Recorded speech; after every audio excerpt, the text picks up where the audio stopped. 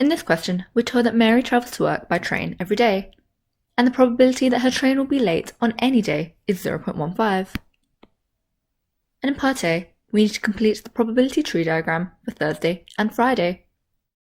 And now in order to complete this question, we need to know that the sum of the probabilities of all possible outcomes is always equal to 1. And now we can use this in order to find the probability that her train will not be late. So if the probability that her train will be late on Thursday is 0.15, as shown here in our diagram, we can say that the probability that the train is not late is 1 take away 0.15, because the total probabilities need to add up to 1. 1 take away 0.15 is equal to 0.85, and so we can say that the probability that her train will not be late on that Thursday is equal to 0.85. Now we need to fill in this tree diagram for Friday as well. But now we know that the probability that her train will be late on any day is 0.15.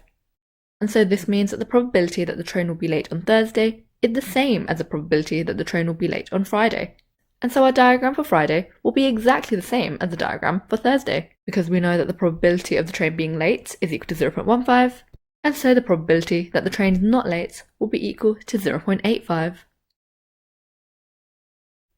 Now in part B, we need to work out the probability that her train will be late on at least one of these 2 days.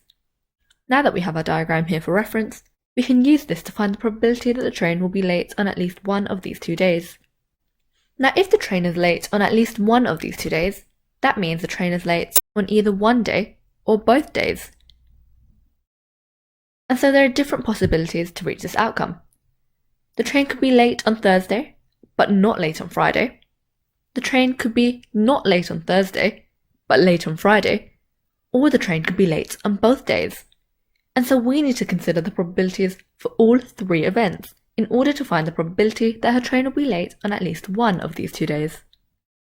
We can have the probability that the train is late and then not late, or not late and then late, or late and then late again. And so a general rule in probability is that when we see and, we multiply, and when we see or, we add. The probability that the train is late and not late on the next day is 0.15 multiplied by 0.85. Now the probability that the train is not late on Thursday and late on Friday is 0.85 multiplied by 0.15, and then the probability that the train is late on Thursday and late again on Friday is 0.15 multiplied by 0.15. And now since the probability that the train will be late on at least one of these 2 days is the first scenario, or the second scenario, or the third scenario, we can add the probabilities of these individual scenarios together. And so we have 0.15 multiplied by 0.85, add 0.85 multiplied by 0.15, add 0.15 multiplied by 0.15.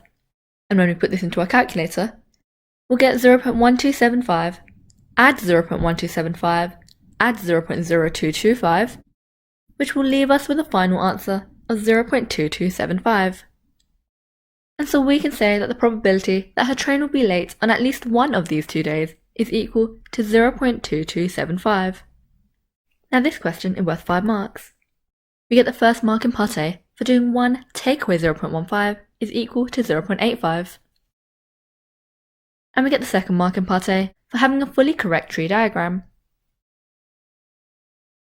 We then get the third mark in part B for saying that the probability that her train will be late on at least one of these 2 days is the probability that the train will be late and then not late, or the probability that the train will be not late and then late, or the probability that the train will be late and then late again. Then we get the fourth mark for adding these 3 probabilities together. And we get the fifth mark for getting a final answer that the probability that her train will be late on at least one of these 2 days is 0.2275.